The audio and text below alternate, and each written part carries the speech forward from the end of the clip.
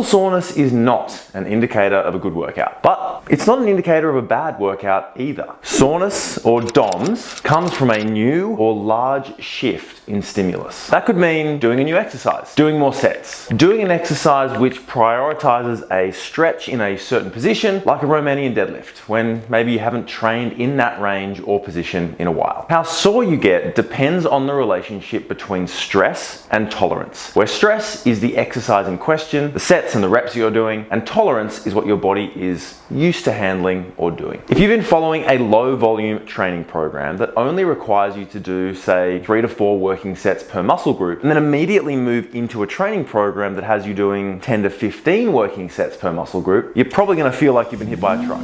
If you start doing 3 times more sets than you're used to doing when you work out, you're probably going to be super sore. However, that doesn't necessarily mean you're going to make super gains as a consequence. We know from this groundbreaking paper published in 2010 by Brad Schoenfeld that creating mechanical tension is the main driver of muscle growth, with metabolic stress and muscle damage being somewhat less important. Muscle soreness doesn't really come into this equation at all. You'd be better off thinking of it as a byproduct of your training rather than a driving force when it comes to building muscle. More soreness does not mean more muscle growth. If soreness was a driving factor of muscle growth, then it would make sense for us to be doing different workouts every week and constantly throwing larger or newer types of stress at our bodies. But changing your routine every week is the opposite of what we want for strength gains and muscle growth. Building muscle and strength has a large dependence on your ability to perform a skill and build up the neurological feedback to your body of that given skill. In this instance, the skill would be the exercise itself. If your goal is to build muscle, you first have to learn and acquire the ability to best perform an exercise. Each week, you'll notice your ability to increase the given load of a given exercise. This adaptation is more so the building up of neurological feedback and memory than it is of you actually building new muscle tissue. Over time though, with enough overload, you'll create a stimulus to merit the need for new muscle tissue, which is where the whole muscle growth thing comes into play. If you're constantly switching exercises, you'll constantly be restarting this process of adaptation to learning a new skill or exercise. Muscle soreness is not necessary or a requirement when it comes to building muscle, but it can provide us with some pretty valuable feedback on our training sessions and how effectively we're using the muscles that we're actually trying to train. If you're performing RDLs to grow your glutes and your hamstrings, but the next day your hamstrings feel nothing and your lower back is trashed, then maybe there's some merit in looking at the way that you're performing that exercise and possibly improving your form. On top of this, once the novelty of a new program has worn off after, say, 2 to 3 weeks due to the repeated bout effect, soreness can help us decide whether we might need to add more sets or not. If we are constantly getting sore from a particular exercise, it's a good indication we are at least doing enough and probably don't need to add in a great deal more volume at that stage. But if we never get sore and feel like we have the time to do more, then maybe it will make sense and we'll make more progress by doing a few more sets or training a little bit harder and getting maybe a little bit closer towards failure in those sets. If you're new to the gym and lifting weights, you're probably going to be pretty sore for the first couple of weeks, and that's entirely normal. As you keep training, your body will likely adapt, and then you'll be less sore over the coming days and weeks and months, as it does take time for your tolerance to these sorts of stresses to increase. Something else to consider is that when you start a new training block or program, you might find that some muscles are still sore when you're due to train them again. Being sore doesn't mean you absolutely can't train that muscle group again. You should probably proceed with a little more caution than normal so you don't end up hurting yourself. Warming up more carefully and revising your intensity targets for the day might make a little bit of sense if you are really sore. And if this becomes a regular occurrence and the soreness that you experience is actually impacting your training performance, then it might make sense to actually look at your program and change the way that it's structured so that the muscles in question have enough time